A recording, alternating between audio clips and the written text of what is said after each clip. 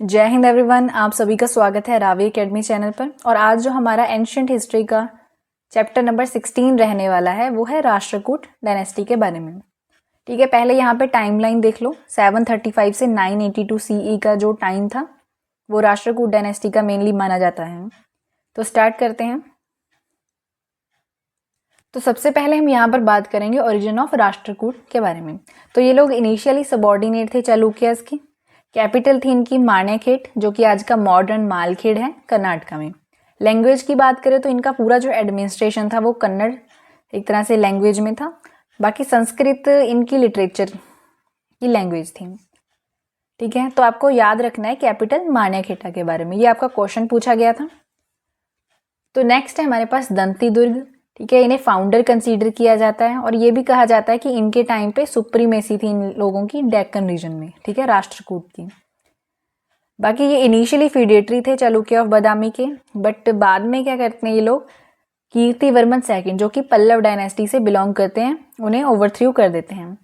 गुर्जर्स को भी हराते हैं, ये जो कि गुर्जर प्रतिहार थे। बाकी इन्होंने परफॉर्म किया था हिरण्यगर्भ, ये आपका पूछा गया क्वेश्चन है। तो ये पूछा गया था कि हिरण्य जो सेक्रीफाइस है गोल्डन वूम किसने परफॉर्म किया था, वो थे दंती दुर्ग। कृष्णा फर्स्ट, तो इनके बारे में पूछा जाता है कि सक्सेसर कौन थे दंती दुर्ग के।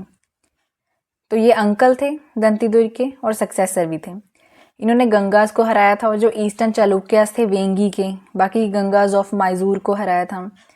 तो ये इतना इंपॉर्टेंट नहीं है, बट आपको सक्सेसर याद रखना है। बाकी कैलाशनाथ टेम्पल है जो एलोरा में नियर औरंगाबाद, इन्होंने बनवाया था। रॉक कट मोनोलिथिक टेम्पल था। नेक्स्ट आते हैं गोविंदा सेकंड। टाइमलाइन देख लो। ठीक है, 793 से 814 का जो टाइम था। इन्हें भी one of the greatest ruler माना जाता है। पार्थियन किंग नागभट्ट सेकंड को हराया था और पाला किंग धर्मपाला को। पूरा एम्पायर को एक्सटेंड कर लेते हैं ये केप कमोरिन, साउथ से कन्नौज तक, मतलब साउथ से नॉर्थ तक का। बाकी ये तो गोविंदा सेकंड थे। तो एक और आते हैं हमारे पास गोविंदा थर्ड। तो उन्होंने टाइटल एज्यूम किया था जगत तुंग का। नेक्स्ट है हमारे पास अमोघ वर्ष फर्स्ट। इन्होंने रूल किया था 64 ईयर्स तक के लिए। अपनी कैपिटल को ये शिफ्ट कर देते हैं मयूरखंडी से मारण्याखेटा तक। जैनिज्म के फॉलोअर थे और इनके जो चीफ प्रिसेप्टर थे वो थे जिनसेन। इनके टाइम पे जो प्रॉपर कंट्रोल है इनका खो जाता है मालवा और गंगावाड़ी से। बाकी इन्होंने अथर्ड की थी कवि राजा मार्ग, जो कि कन्नड़ लिटरेचर है। इनको अशोक ऑफ साउथ भी कहा जाता है फॉर द पीसफुल पॉलिसीज़ के लिए, क्योंकि इनका जो आप टाइमलाइन ही देख सकते हो, रूलिंग पीरियड है जो 64 ईयर्स का था। नेक्स्ट आते हैं हमारे पास कृष्णा थर्ड, जो कि लास्ट ग्रेट रूलर माने जाते हैं। लास्ट रूलर नहीं लिखा है यहाँ पे, लास्ट ग्रेट रूलर लिखा है। ठीक है, ऐसे कई बार हम लोग कंफ्यूज हो जाते हैं। तो ये अगेंस्ट थे चोलास के और उनको हराया था एट द तकोलम। आपको याद होगा बैटल ऑफ तकोलम था। बाकी अपने किंगडम को एक्सटेंड करते हैं ये नर्मदा से कावेरी रिवर तक। Possessed Tondai Mandalam region. Occupy करते हैं कृष्णेश्वरा टेम्पल को रामेश्वरम में। ये इंपॉर्टेंट है। आगे एडमिनिस्ट्रेशन और कल्चर की बात करें तो किंग सुप्रीम होते थे। एम्पायर को डिवाइड कर रखा था, आप देख सकते हो, राष्ट्र जो कि प्रोविंसेस अंडर राष्ट्रपति, विषया डिस्ट्रिक्ट विषयापति, भुक्ति अंडर भोगपति। उन्होंने पैट्रोनाइज किया था पूरा कन्नड़ लिटरेचर को और संस्कृत को, ये ऑलरेडी कवर कर चुके हैं। हिंदुइज्म और जैनिज्म दोनों को ही ये प्रमोट करते थे, सपोर्ट करते थे। बाकी जैन नारायण टेम्पल बनाया था उन्होंने पताड़कल में बाय कृष्णा सेकंड, इम्पॉर्टेंट है। तो एक चीज़ मुझे आपको बतानी थी कि जैसे राष्ट्रकूट डायनेस्टी है, ठीक है, इसको हमें कवर करना था जब हम ट्राईपार्टाइट स्ट्रगल के बारे में कवर करना था, जहाँ पे 3 डायनेस्टीज मेनली होती हैं। बट ये एक तरह से कन्फ्यूज़न क्रिएट करता अगर हम इन सभी को इकट्ठा पढ़ लेते हैं। तो इसलिए मैंने सोचा कि सबसे पहले आपको जो राष्ट्रकूट डायनेस्टी है इसके बारे में कवर करवा दूंगी। बाकी जो होगा हमारी नेक्स्ट वीडियो में हम कवर कर लेंगे। ठीक है, तो अभी बात करते हैं स्कॉलर्स के बारे में। तो पहले आते हैं हमारे पास त्रिविक्रम, जो कि संस्कृत पोएट थे, अमोघ वर्ष की कोट में, जिन्होंने लिखी थी नाल चंपू। बाकी जिनसेना और गुणभद्र थे authors of Mahapurana, Jain work. Third आते हैं हलायुद्ध, जिन्होंने कंपोज की थी कवि रहस्य, ड्यूरिंग कृष्णा थर्ड। आपको ये याद करने पड़ेंगे कि कौन से किंग के टाइम पे कौन सा पोइट था, तो ये चीज़ इंपॉर्टेंट हो जाती है मेनली। फिर आते हैं अमोघ वर्षा फर्स्ट, जिनके टीचर थे जिनसेना, जिन्होंने कंपोज की थी पार्श्वबुद्ध, बायोग्राफी ऑफ पार्श्व इन वर्सेस। नेक्स्ट हमारे पास स्कॉलर्स आते हैं गुणभद्र, जिन्होंने आदि पुराण भी लिखी है, जो कि लाइफ स्टोरीज होती हैं जैन सेंट्स के बारे में। तो आपको मेनली समझ में आता होगा कि ये लोग सपोर्टर थे जैनिज्म की भी। फिर नेक्स्ट आता है विक्रचर्या, जो कि मैथमेटिशियन थे और अथर थे गणित सरम के। नेक्स्ट आते हैं साकतायन, जो कि ग्रामर वर्क है जिनका अमोघ वृत्ति। नेक्स्ट हमारे पास आते हैं कन्नड़ पोएट, जो कि पंपा, जिनका वर्क था विक्रम सेना विजय। सेकंड आते हैं पौना, जिनका वर्क था शांति पुराण या शांति पुराण। सोसाइटी एंड इकोनॉमी की बात करें तो वैष्णविज्म शाइविज्म भी फ्लोरिश हुआ, बुद्धिस्ट सेटलमेंट्स भी मिली कन्हेरी, शोलापुर और धारवाड़ में, ये इंपॉर्टेंट है।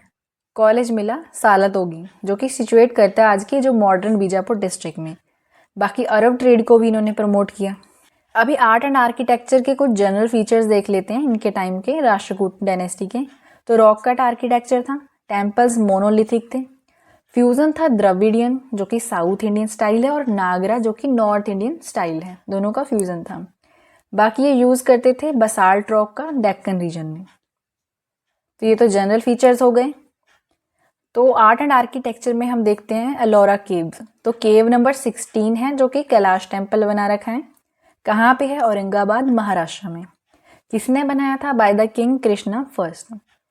ये कार्व्ड आउट कर रखा है massive block of rock, 200 feet जो कि लॉन्ग है, 100 फीट है ब्रेथ और हाइट में। इतना तो नहीं इंपॉर्टेंट है, बट आपको केव नंबर हो गया ये याद रखना है, किसने बनाया था, कहाँ पे सिचुएट किया था, ये चीज़ें इंपॉर्टेंट हो जाती हैं। बाकी ये डेडिकेटेड है शिवा को, जो कि सिंबल है एक तरह से माउंट कैलाश का, मतलब शिवाज एबॉर्ड। टेक्निक क्या यूज़ करी गई थी? ये एक्सकवेट करा गया है टॉप से बॉटम तक। बाकी जो यहाँ पे जो स्कल्पचर बना रखे हैं वो डिपिक्ट करते हैं रामायण और महाभारत के सीन्स को। जो टेम्पल है तो इन 4 पार्ट्स में डिवाइड कर रखा है। मेन श्राइन है, एक एंट्रेंस गेट वे है, थर्ड है इंटरमीडिएट श्राइन फॉर नंदी, और फोर्थ है मंडप सराउंडेड कोर्टयार्ड। तो ये 4 पार्ट्स में है। बाकी जो टेम्पल है वो एक तरह से लॉफ्टी प्लिंथ पे खड़ा है, 25 फीट। सेंट्रल फेस है, वहाँ पे फिगर्स बना रखी हैं एलिफेंट्स की और लायंस की। इंटीरियर की बात करें तो पिल्लर्ड हॉल है, जहाँ पे 16 स्क्वायर पिलर्स हैं। स्कल्पचर है गॉडेस दुर्गा का, जो कि एक तरह से स्लेइंग द बफेलो डेमन। फिर रावण स्कल्पचर है, मेकिंग अटेम्प्ट्स टू लिफ्ट, जो कि माउंट कैलाश को लिफ्ट कर रहे दिखाया गया है। बाकी सीन्स हैं रामायण के।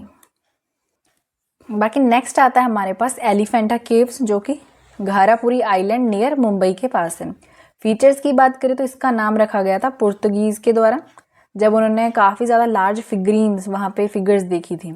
एंट्रेंस की बात करोगे वहाँ पर ह्यूज फिगर्स मिली हैं द्वारपालिका की। ओरिजिनली इसे श्रीपुरी बोला जाता है। ये डेडिकेटेड है लॉर्ड शिवा को। मैसिव पिलर्स वहाँ पे मिले हैं, स्क्वायर कॉलम्स हैं।